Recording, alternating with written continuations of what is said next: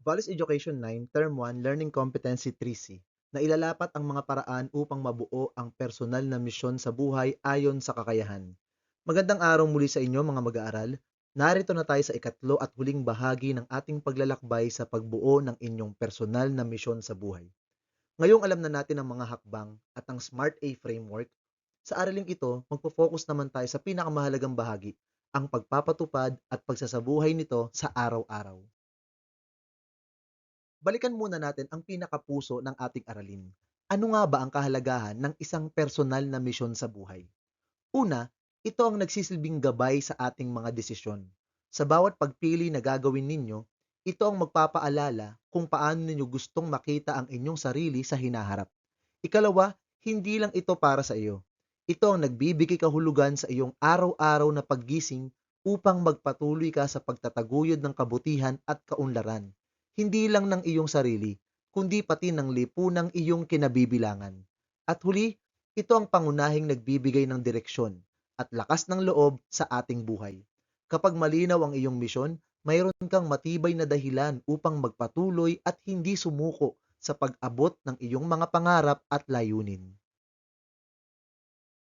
Ngayon, aalamin natin paano natin ito sisimulang balangkasin ng may lalim.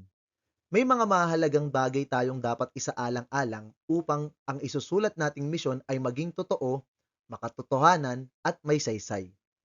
Hihimayin natin ang apat na magkakaibang anggulo ng iyong buhay: ang iyong sarili, ang iyong mga layunin, ang pananaw ng iyong kapwa, at ang tatak na nais mong maiwan sa mundong ito.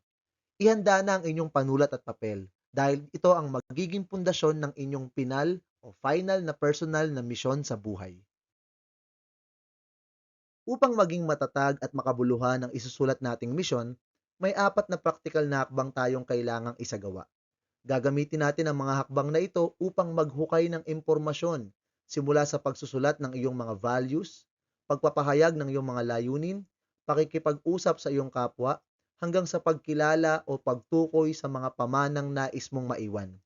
Gawin natin ang bawat hakbang na ito ng sunod-sunod sa mga susunod na bahagi. Dumako na tayo sa unang hakbang. Isulat kung ano ang pinakamahalaga sa iyo.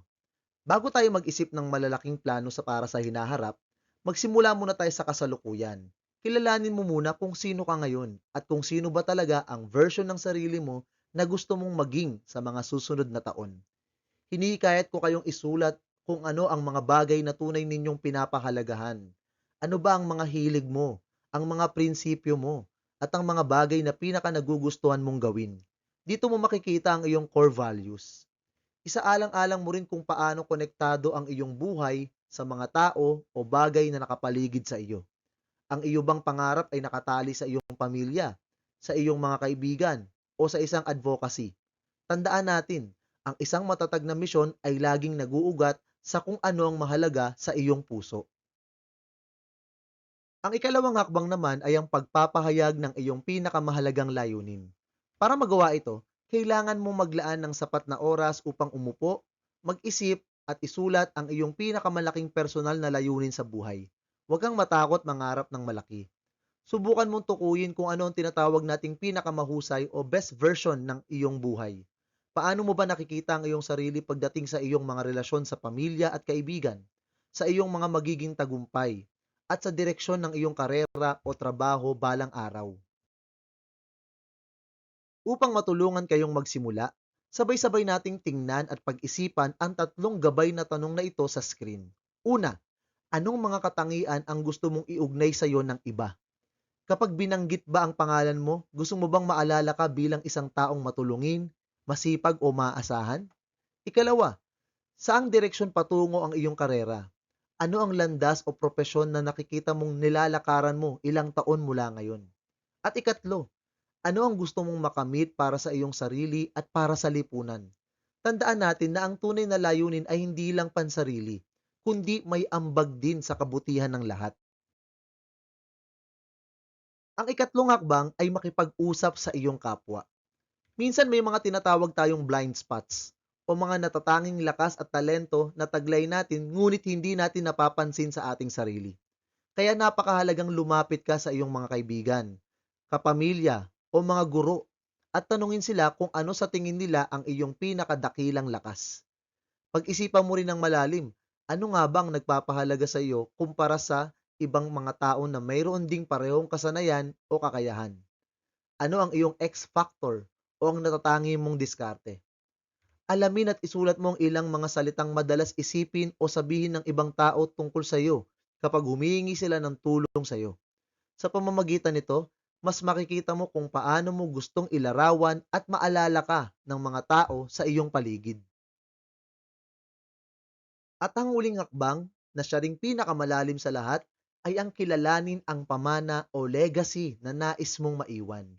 Isaalang-alang mo kung anong tatak o marka ang nais mong maiwan sa mundong ito kapag tapos na ang iyong karera o pag-aaral. Paano makatutulong ang iyong mga kasanayan, talento at kaalaman upang maisakatuparan ang markang iyon. Upang gabayan kayo sa napakahalagang hakbang na ito, narito ang mga tanong na dapat ninyong sagutin sa inyong pagninilay. Ano ang kakaibang gagawin mo na maiiwan sa mundo? Ano ang iyong magiging kontribusyon? Ano ang inaasahan mong likhain, baguhin, o panatilihing pangmatagalan sa iyong komunidad?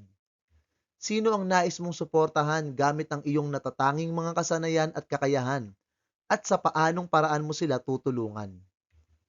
Aling mga kasanayan o kaalaman ang makakatulong sa iyo upang makamit ang iyong mga nais?